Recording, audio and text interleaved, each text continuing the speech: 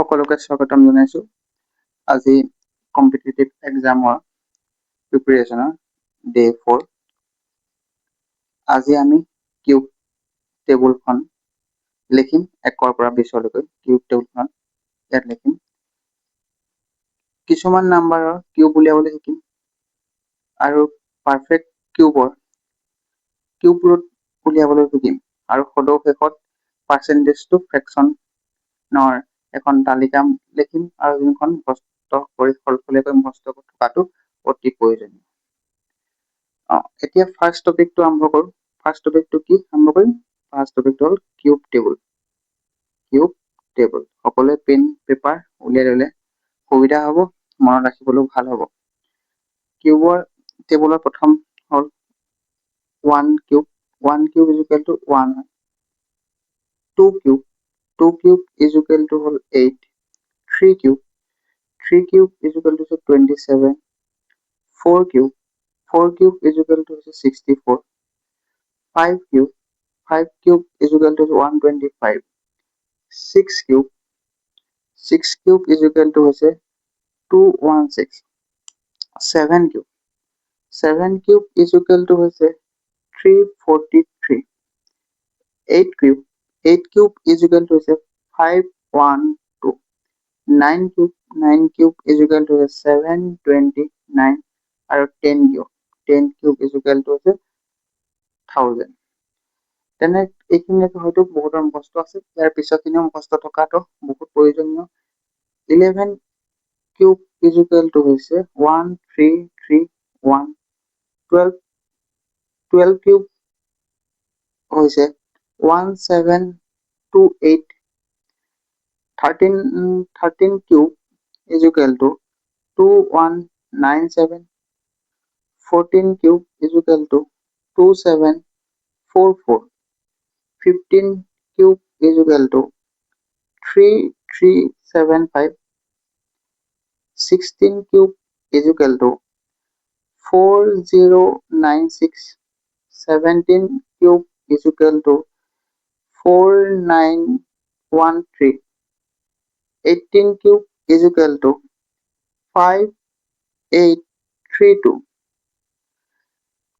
19 cube is equal to 6859 20 cube is equal to 8000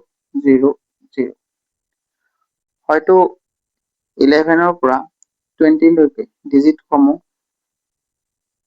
odd type আহিছে যাৰ কাৰণে মনত ৰাখিবলৈ আমাৰ কষ্ট হয় আৰু সেইবাবে আমি লিখি এই টেবুলখন মুখস্থ থকাটো অতি প্ৰয়োজনীয় সেই কাৰণে আমি প্ৰথমতে এই টেবুলখন মুখস্থ কৰিবলৈ ট্ৰাই কৰিম এতিয়া কিছুমান নাম্বাৰ যোনবোৰ নাম্বাৰ মুখস্থ কৰি ৰাখিবলৈ হয়তো অসুবিধাৰ সন্মুখীন হয় তাৰ বাবে কিউব উলিয়াবলৈ এটা ইউনিভাৰ্সেল ট্ৰিক ইউজ কৰিম যেটো আগৰ ক্লাছত আমি স্কোয়াৰ উলিয়াবলৈ ইউনিভাৰ্সেল ট্ৰিক শিকি আহিছিলো ঠিক একে ধৰণে হয় এটা এটা নাম্বাৰ লৈ আছো সৰু নাম্বাৰ এটা লম প্ৰথমত 14 ক কিউব কৰিব লাগে এনেকৈ কিউব কৰিম প্ৰথমত 4 কিউব কৰিছো 4 কিউব কিমান হয় 64 হয় ইয়াতো 1 to 20 লে কিউবৰ লিষ্টখন মুখস্থ থাকিলে আমাৰ মানবোৰ উলিয়াবলৈ ইজি হ'ব তেনেকৈ 1 ৰ কিউব সকলোৱে জানো 1 এ হয় এতিয়া ইয়াৰ নাম্বাৰসমূহ পূৰণ কৰিব লাগিব কেনেকৈ পূৰণ কৰিম 1 ৰ লগত 4 14 আছিলে তাৰ 1 আৰু 4 আহিলে আৰু কিউবটো কাৰণে 3 আহিলে ইয়াত তিনিটা পূৰণ কৰিলে কিমান হ'ব 3 4 গুণ 12 হ'ল 3 4 গুণ 12 এই 12 লগত আকৌ এই 14টো পূৰণ কৰিব লাগিব এইটো ইয়াত অলপ বেলেগ ধৰণৰ হয় এই যেতিয়া 12 আৰু 14 পূৰণ কৰিলে এইটো এটা নাম্বাৰ এৰি এটা নাম্বাৰ মাল্টিপ্লিকেশ্যনৰ সহায় হয় সাপোজ 12 ইয়াত 13 অপচন আছে 14 আছে এনেকুৱা ধৰণৰ পূৰণ কৰিবলৈ ইজি হয় ইহঁতৰ পূৰণ কৰিবলৈ কি কৰিব লাগিব মাজৰ সংখ্যাটোৰ স্কয়াৰ কৰি মাইনাস এটা কৰিলে হয়তো চাইডত মই দেখাই দিছো চাই লওক ইয়াৰ মাজৰ সংখ্যাটো কিমান 13 13 স্কয়াৰ কিমান হয় 169 আৰু 169 মাইনাস 1 কৰি দিলে কিমান ওলাব 168 আৰু ইহঁতৰ এনসাৰ কিমান হয় 168 মনত থাকিবনে দুটা সংখ্যা যদি তাৰ মাজৰ সংখ্যাত এটা সংখ্যা দুটা সংখ্যা আছে সাপোজ a আৰু c ইয়াত মাজৰ সংখ্যাটো b থাকি গৈছে তো b স্কয়াৰ কৰি তাৰ b স্কয়াৰ কৰি 1 মাইনাস কৰিলে যোনটো এনসাৰ ওলাব সেইটো কি হ'ব a আৰু c পূৰণফলৰ সমান হ'ব হয়তো ধৰিব পাৰিছে মই আকৌ কৈ দিছো এতিয়া আকৌ মই কৈ দেখাইছো 12 আৰু 14 ইহঁতৰ পূৰণফল কিমান হ'ব ইহঁতৰ দুটাৰ মাজৰ সংখ্যাটো কিমান 13 13 স্কয়াৰৰ লগত কৰি -1 কৰিলে যিমানটো ওলাব ইহঁতৰ পূৰণফলটো কিমান এইটো হৈছে শৰ্টকাট বা এটা ট্ৰিক ইয়াত এনসাৰ কিমান 168 ইয়াৰ এনসাৰ কিমান 168 হয় ধৰিব পাৰিছে এতিয়া আমাক কি কৰিছে 14 কিউব উলিয়াইছে 14 কিউব তো 14 কিউব উলিয়াওঁতে আগতে ইয়াৰ মানটো কিমান হ'ব ইয়াৰ মানটো হ'ব 4 4 টো ক'ৰ আহিলে প্ৰথম কিউবটো পৰা আহিলে থাকিলে কিমান 6 168 লগত 6 যোগ কৰিলে কিমান হ'ব 174 74 ৰ 7 আৰু 4 আহিব 7 আৰু 4 আহিব যেহেতু আগতে স্কয়াৰ কৰিছিলো কাৰণে এটা সংখ্যা লৈছো তাত কিউব কৰাৰ কাৰণে দুটা সংখ্যা লৈছো ইয়াত কিমান হ'ব ইয়াত 6 যোগ হ'ল আৰু 6 যোগ হ'ল 174 হ'ল আৰু 74 টো লৈছো 1 টো উকলি গৈছে 1 টো উকলি গৈ কাৰ লগত যোগ হ'ব 1 লগত যোগ হ'ব 1 লগত যোগ হৈ 2744 ওলাব 2744 হ'ব হয়তো ধৰিব পাৰিছে আৰু এটা কৰি চালে বেছি ক্লিয়াৰ হৈ যাব ওচৰৰ এটা কম 15 কিউব যেটা 15 কিউব 15 5 ৰ কিউব কৰিলে কিমান হ'ব 125 হ'ব 1 ৰ কিউবটো 1 হ'ব মাজৰ সংখ্যাটো পূৰণ কৰিলো 1 * 5 * 3 কিমান পালো 15 পালো 15 যেতিয়া পালো আৰু সেই যোনটো সংখ্যা কিউব কৰিছো সেই সংখ্যাটো ইয়াত পূৰণ কৰিলে যেহেতু 15 আছিলে 15 হ'ল আৰু 15 ৰ ভ্যালু কিমান হয় 225 হয় আমি গম পাওঁ তো ইয়াৰ এনসাৰটো কিমান হ'ব ইয়াৰ এনসাৰটো হ'ব 5 হ'ল তো 5 হ'ল ইয়াৰ লগত যোগ কৰি দিও বাকি কিমান আছিলে বাকি কিমান আছিলে 2 1 2 5 লগত যোগ কৰিলে কিমান হ'ব 7 হ'ব আৰু 3 হ'ব আৰু 2 হ'ব তো ইয়াৰ মূলত দুটা সংখ্যা ল'ব লাগিব কিমান 37 ল'ব লাগিব থাকিলে কিমান 2 আৰু 2 টো আগৰ সংখ্যাৰ লগত যোগ কৰিলে 2 হৈছে 3375 হয়তো ধৰিব পাৰিছে আৰু এটা কৰি চাওঁ আৰু এটা কৰি চাওঁ বা অকমান ডাঙৰ 24 কিন্তু আমি মুখস্থ নাই 24 কিউব 24 কিউব কৰিলে কিমান হ'ব 24 কিউব কৰিলে 4 কিউব কৰিলেতো আমি গম পাইছো কিমান 64 হ'ব আৰু 2 কিউব কৰিলে কিমান হ'ব 8 হ'ব আৰু দুইটা মাজৰ কেইটা কিমান হ'ব 2 4 * 3 4 * 3 2 4 * 3 কিমান হ'ব 3 4 গুণ 12 2 গুণ 24 24 লগত এতিয়া কিমান হ'ব 24 পূৰণ কৰিব লাগিব 24 লগত 24 পূৰণ কৰিলে কিমান হয় 576 তো ইয়াৰ এনসাৰটো 576 ইয়াৰ এনসাৰটো কিমান হ'ব 64 4 ললো 6 যোগ কৰিলো কিমান হ'ল 82 হ'ল 82 হ'ল 5 থাকিলে 5 এ 8 লগত যোগ কৰিলে 5 লগত 8 যোগ কৰি কিমান 13 হ'ব 13824 ইয়াৰ এনসাৰ কিমান হ'ব 13824 হয়তো সকলোৱে ধৰিব পাৰিছে আৰু এটা কৰি চাওঁ আৰু অকমান ডাঙৰ কৰি চাওঁ অকমান 72 কিউব কৰি চাওঁ এইটো কৰিলে কি হয় তেতিয়া হয়তো অলমোস্ট ক্লিয়াৰ হৈ যাব 2 কিউব কৰিলে কিমান হ'ব 8 ওলাব 7 কিউব কৰিলে কিমান হ'ব 343 হ'ব এতিয়া দুইটা পূৰণ কৰিলো 7 2 3 কিমান হ'ব 7 2 গুণ 14 14 লগত যেতিয়া 14 লগত 3 পূৰণ কৰিলে কিমান হ'ব 14 লগত 3 পূৰণ কৰিলে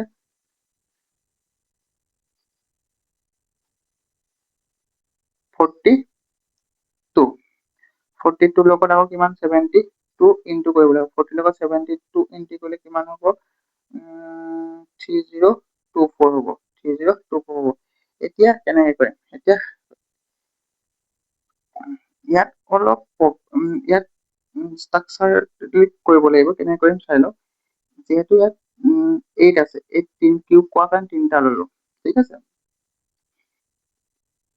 আৰু ইয়াৰ ভেলুটো কিমান আছে? 343 আছিলে। এতিয়া ইয়াৰ যোনটো ভেলু আছে, এই 8ক আগৰ পৰা এড কৰিব লাগে, 4203। এতিয়া হিচাপ যোগ কৰি চাওক, 842। ইয়াত 3 আছিলে কাৰণে যোগ কৰিলে কিমান? 3 হ'ব। 4ৰ লগত 3 যোগ কৰিলে কিমান হ'ব? 4ৰ লগত 3 যোগ কৰিলে 7 হ'ব আৰু 3 হ'ব। হয়তো ধৰিব পাৰিছে কেনেকে কিউবৰ ভেলুটো উলিয়াম। এতিয়া আমি টপিক 3টো পঢ়িম, কিউব ৰুট। এতিয়া কিউব ৰুট পঢ়াৰ আগতে আমি কিছুমান বস্তু আমি আকৌ মনত পেলাব লাগিব বা ৰিকল কৰিব লাগিব। 1ৰ কিউব কিমান আছিলে? 1 আছিলে আৰু ইয়াৰ ইউনিট প্লেচ 1 হ'ব। 2 কিউব কিমান? 3 আছিলে। ইয়াৰ ইউনিট প্লেচ কিমান হ'ব? 8 হ'ব। সেই ইউনিট প্লেচৰ ভেলুখিনি লিখি ল'ব লাগিব। Unit place value.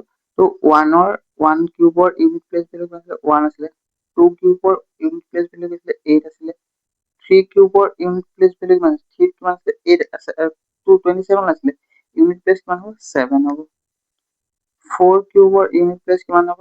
4 হ'ব। 5 কিউবৰ ইউনিট প্লেচ কিমান হ'ব? 5 হ'ব। 6 কিউবৰ ইউনিট প্লেচ কিমান হ'ব? 6 হ'ব।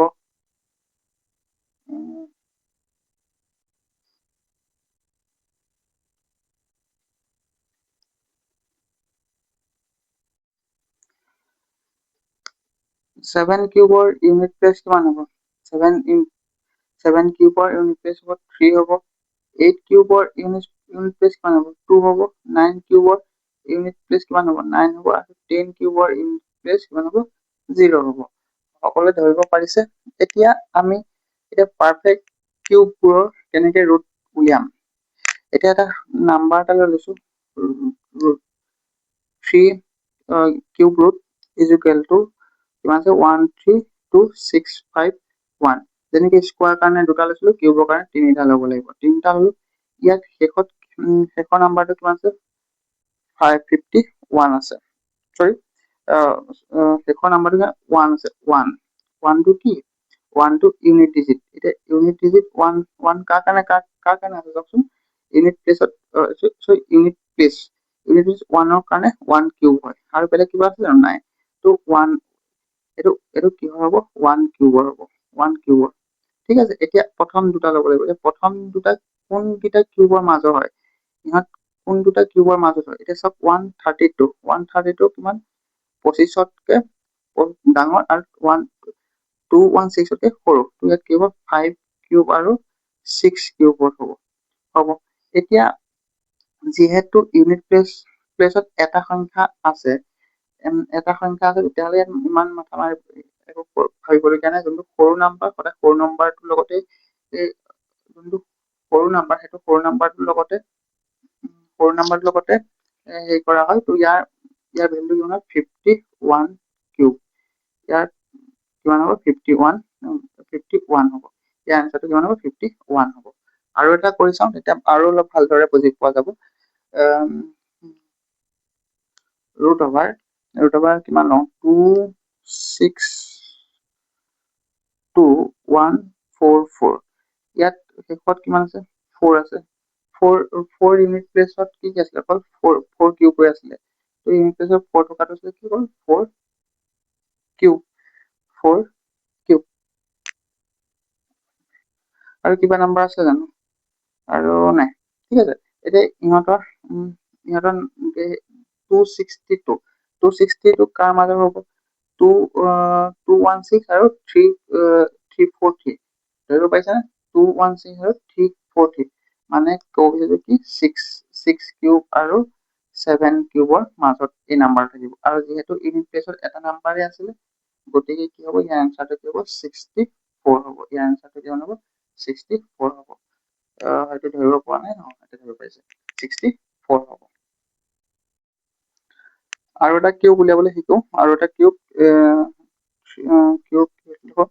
614 1 to 5 ইউনিট প্লেচত 5 আছে। তো ইউনিট প্লেচত যেতিয়া 5 থাকিব এইটো কিহৰে হ'ব 5ৰে হ'ব 5 কিউবৰে হ'ব এইটো গম পাই গৈছো। 614 কোনকেইটা কিউবৰ মাজত হ'ব 8 আৰু 9ৰ হ'ব 8 আৰু 9 আৰু যিহেতু ইয়াৰ এটা ইউনিট প্লেচ হৈ আছে সেইকাৰণে সদায় 4টোৱে হ'ব কিমান হ'ব 85 হ'ব। আৰু এটা কৰি চাওঁ কিউব 166,375 শেষৰটো ইউনিট প্লেচত 5 আছে। তো 5টো 5 কিউবৰে হয়। ইহঁত দুটা কিহৰ মাজত আছে 5ৰ আছে 5 125 আৰু 6 হলে ইহঁত দুটা মাজত হ'ব আৰু ইয়াৰ এনসাৰ কিমান হ'ব 5 5 হয়তো সকলোৱে ধৰিব পাৰিছে পাৰ্চেন্টেজ টু ফ্ৰেকশন এইটো এটা ইম্পৰ্টেন্ট টপিক য'ত আমি পাৰ্চেন্টেজৰ পৰা ফ্ৰেকশনলৈ কনভাৰ্ট কৰিবলৈ শিকিম। আমি যদি কোনো এটা বস্তু 100% আছে বুলি কওঁ তাক কেনেকে পাৰ্চেন্টেজলৈ কনভাৰ্ট কৰিম সেইটো চিম্পল ভাষাত 100 ডিভাইডেড বাই 100 তো কটাকটি গুচি গ'লে বা কেনচেল কৰিলে কিমানৰ ভেলু 1 হৈ যাব ধৰি পাইছে। তো ইয়াত 1 বাই 1 ফ্ৰেকশনত আছে বুলি ক'ব পাৰো। ইয়াক কি বুলি ক'ব 1 বাই 1 ফ্ৰেকশন আছে বুলি ক'ব পাৰো।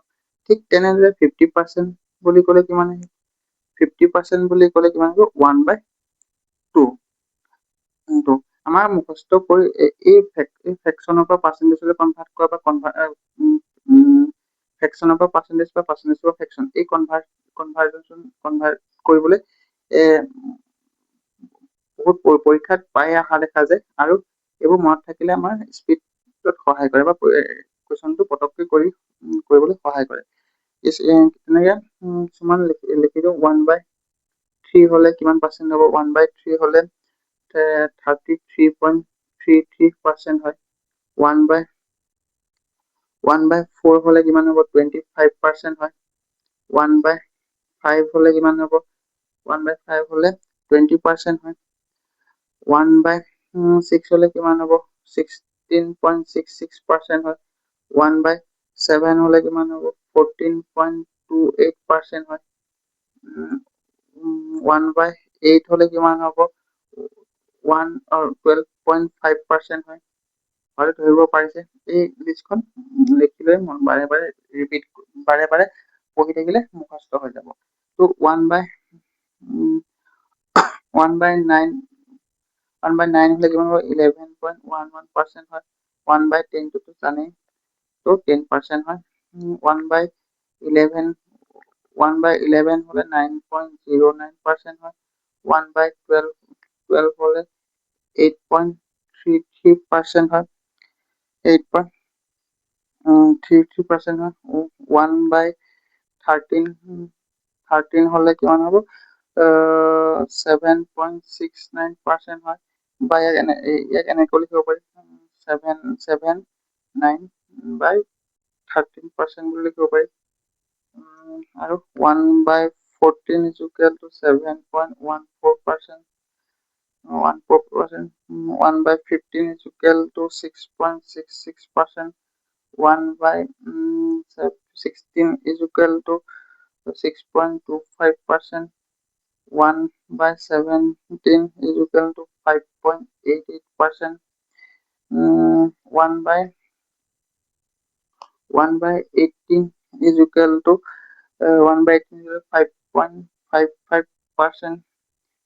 1 by 19 is equal to 1 by 19 is equal to কিমান হ'ব 1 by 19 5.26%. আৰু 1 by 20 হলে কিমান হ'ব 1 by 20 হলে চবেই জানে এইটো 5% হ'ব 5%। আৰু এটা মাৰ্ক হ'ল 1 by 25 is equal to 4%। এইকেইটা ভেলু বহুত ইম্পৰ্টেণ্ট আৰু এই ভেলু কেইটা বাৰে বাৰে প্ৰেক্টিচ কৰি মনত ৰাখিলে পৰীক্ষাত স্পীডত চলুচনটো লোৱাত সহায় কৰিব আৰু যিয়ে বেলেগতকৈ টাইম অকণমান বেছি পোৱাত সহায় কৰিব। যিহেতু স্পীড মেথছৰ মেইন টপিকসমূহ সকলোবোৰ শেষ হ'ল এতিয়া নেক্সট চেপ্টাৰ হিচাপে আমি নাম্বাৰ ছিষ্টেম আৰম্ভ কৰিম। নাম্বাৰ ছিষ্টেম ডে 5ৰ পৰা নাম্বাৰ ছিষ্টেমৰ টপিকসমূহ আৰম্ভ কৰিম। আৰু previous year ADRE previous ইয়েৰৰ question কিছুমান আপলোড কৰিবলৈ ট্ৰাই কৰিম, যোনসমূহ স্পীড মেথছৰ থ্ৰুৱেদি সমাধান কৰিব পৰা যায়। ধন্যবাদ।